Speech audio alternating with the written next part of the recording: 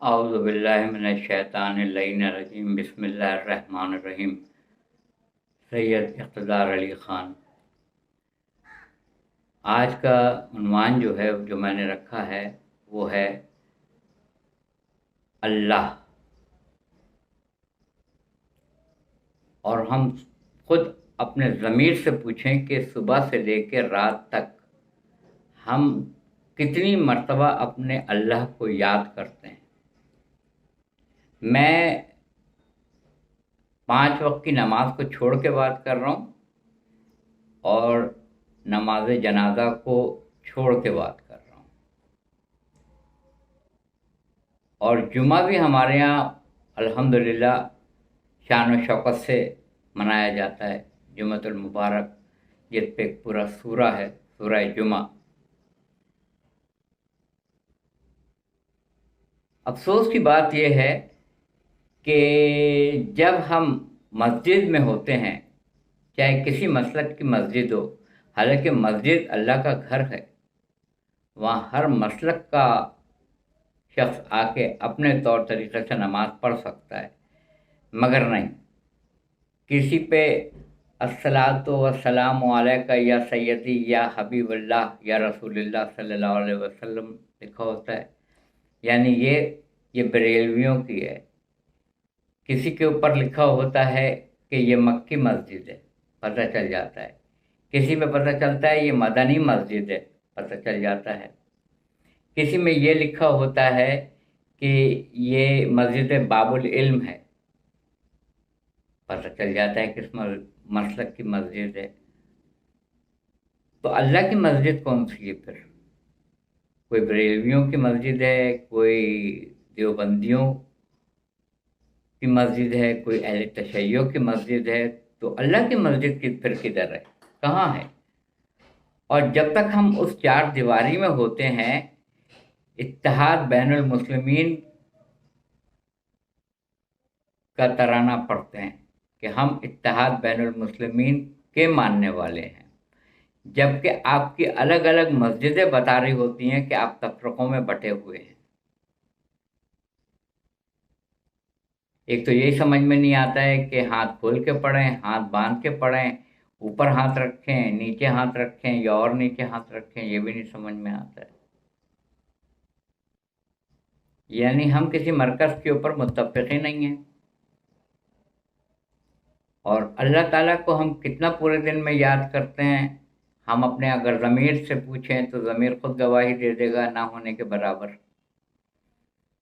کیونکہ ہمارا آغاز ہی یا موبائل سے ہوتا ہے یا بٹوے سے ہوتا ہے یا پیسے سے ہوتا ہے، اور اختتام بھی موبائل پر یا بٹوے پہ یا پیسے پہ یا رقم کے اوپر ہوتا ہے۔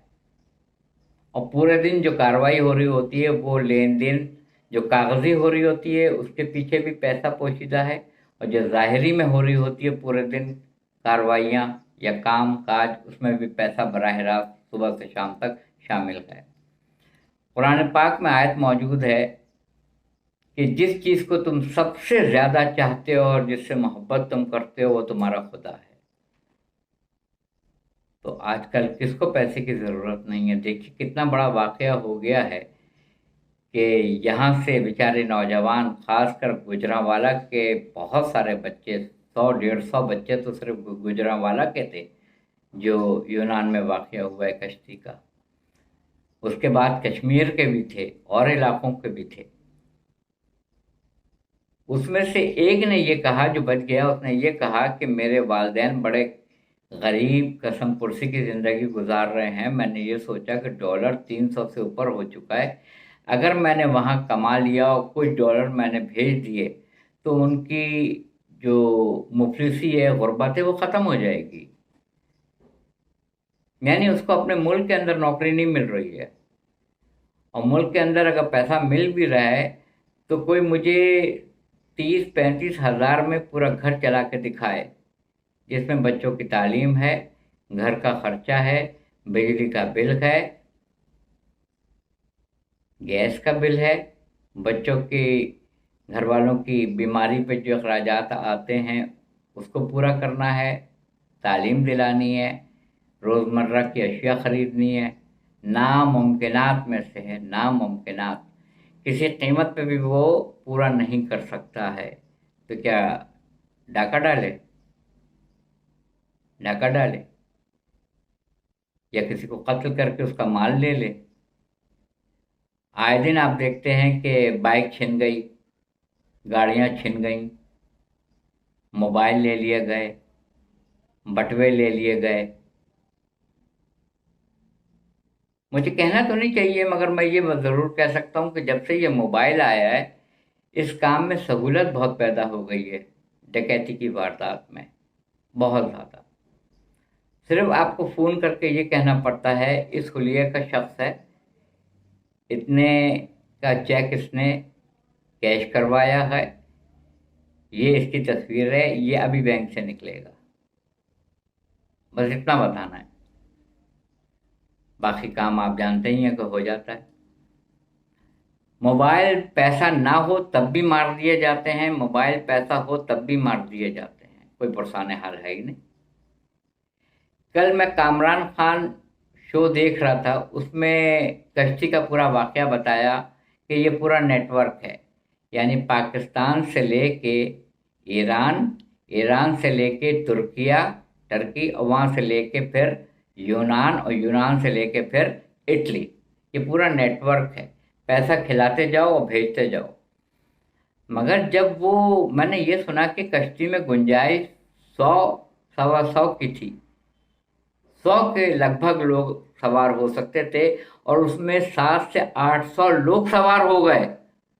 یہ قتل عام ہے، یہ جان کے کیا گیا ہے، جان کے کیا گیا ہے۔ بچوں کو اندر سے نکلنے نہیں دیا گیا، ایک کے اوپر گرے ہوئے تھے، بہت سارے تو دم گھٹنے سے ہی مر چکے تھے، پانی ختم ہو چکا تھا، سانس لینے کی گنجائش نہیں تھی، سمندر کا کھارا پانی پی نہیں سکتے تھے، باہر نکل نہیں سکتے تھے، گپ اندھیرا ہو، تا حد نظر سمندر ہی سمندر ہو، کوئی ساحل نظر نہ آ رہا ہو، اور اس بے کسی کے عالم میں لوگوں کا سمندروں میں ڈوب جانا، نوجوان بچوں کا،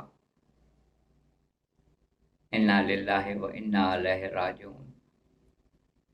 پھر اس کے بعد کامران خان نے اپنے پروگرام میں دکھایا کہ جو گزشتہ سال بارشوں کے بعد سیلاب آیا تھا تو سندھ کے علاقوں میں پانی اب تک کھڑا ہے، اور وہاں کشتی چلتی ہے، کشتی، اور وہ رو رو کے بول رہے تھے کہ یا اللہ تو ہمیں موت دے دے، تو ہمیں موت دے دے، ہم اس زندگی سے مرنا پسند کریں گے۔ لوگ بول رہے تھے روتے ہوئے کہ ہماری خواہش ہے کہ ہم خودکشی کر لیں، اپنی جان دے دیں، اور کشتی بل سفر ہو رہا ہے ابھی تک۔ کہنے لگے یہ پانی نکلنے میں بھی 5 سال سے زیادہ عرصہ درکار گئے کہ نکلے گا۔ تو سوال کرنے والے نے، اینکر نے پوچھا کہ اگر اب برساتی موسم شروع ہونے والا ہے اور برسات ہوگی اور تیز بارشیں ہوں گی، سیلاب آئے گا تو کیا ہوگا؟ کہا کہ بچے کچے بھی مر جائیں گے، ختم ہو جائیں گے۔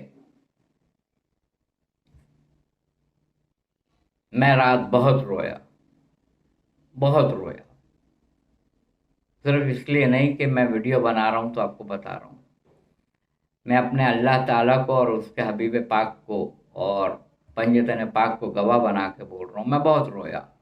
میں نے کہا جس وقت ہم بہترین بستر پہ بیٹھے ہوئے شربت کا ٹھنڈا گلاس پانی پی رہے ہوتے ہیں، کوئی ڈوب رہا ہوتا ہے، جس وقت ہم ٹی وی پہ بیٹھ کے کوئی پروگرام دیکھ رہے ہوتے ہیں، کھانا کھا رہے ہوتے ہیں بہترین، اس وقت کسی کو ایک گھونٹ پانی کی طلب ہوتی ہے۔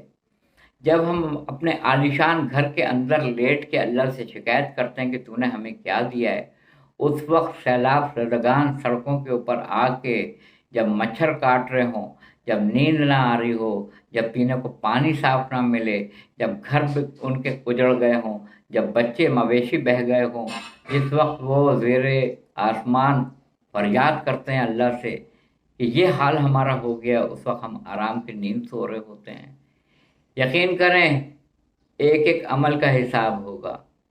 سورہ الزلزال آیت نمبر 7 اور 8، کل 8 آیتیں سورہ الزلزال کی، جس میں رتی برابر خیر ہوگا وہ بھی دکھاؤں گا، جس میں رتی برابر شر ہوگا وہ بھی دکھا دوں گا۔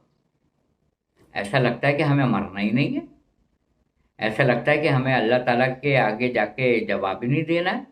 لوگ کہتے ہیں اللہ تعالیٰ سے عدل نہ مانگنا، اللہ تعالیٰ سے عدل نہ مانگنا، کیا مانگنا پھر؟ رحم مانگنا، عدل میں پھنس جائیں گے۔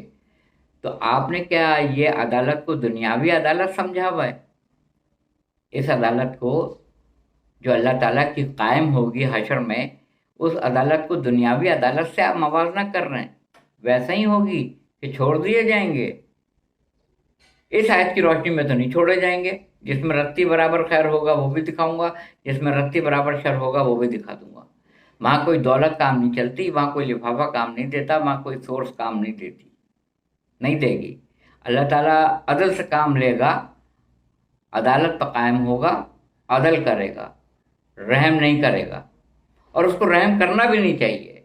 جس شخص نے پوری زندگی حقوق العباد کی پامالی کی ہو، احکامات الہیہ کی پامالی کی ہو، لوگوں کے مال کو غصب کیا ہو، لوگوں کے مکانات کو مسمار کیا ہو، لوگوں کے بچوں کی عزتیں اچھالی ہوں، جنہوں نے بے جرم و خطا ان کو خودکشی پہ مجبور کیا ہو۔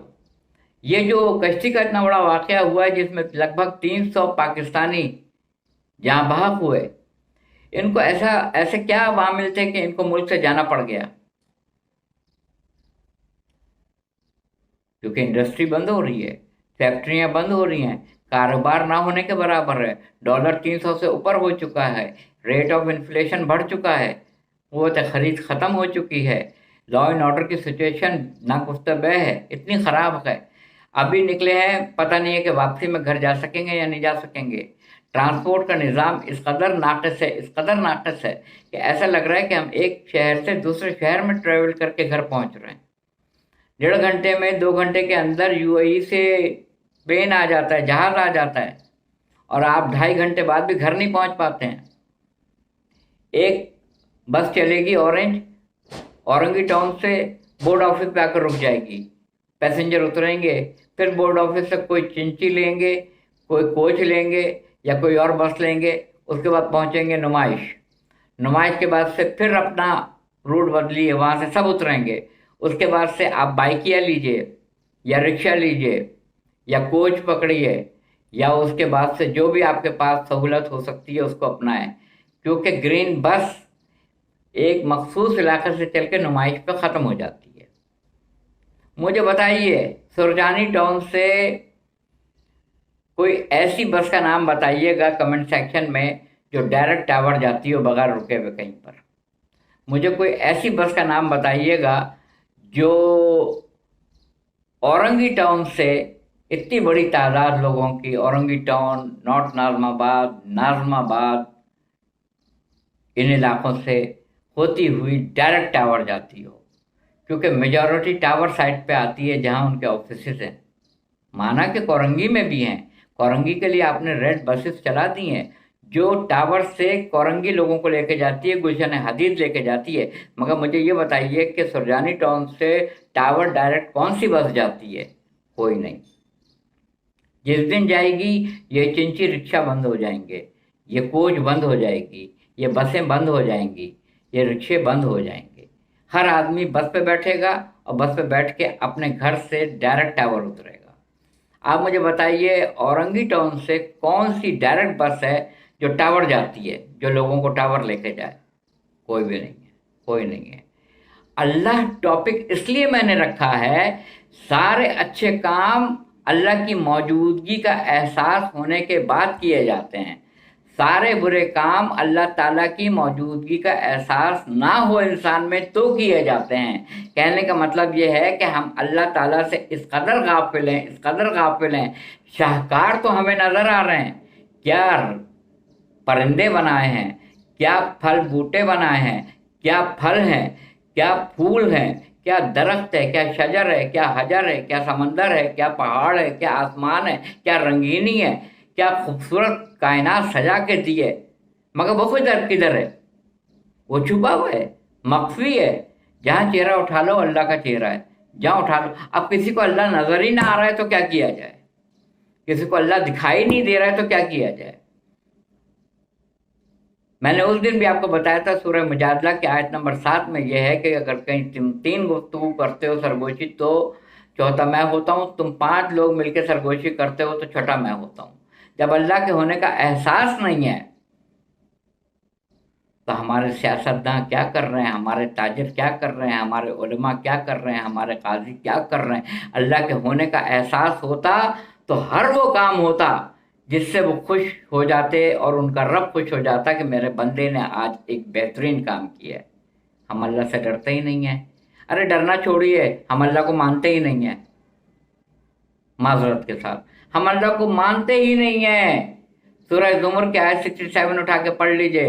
اللہ نے شکایت کی ہے بندوں سے، میرے چاہے جانے کا جو حق تھا بندوں نے وہ حق ادا نہیں کیا۔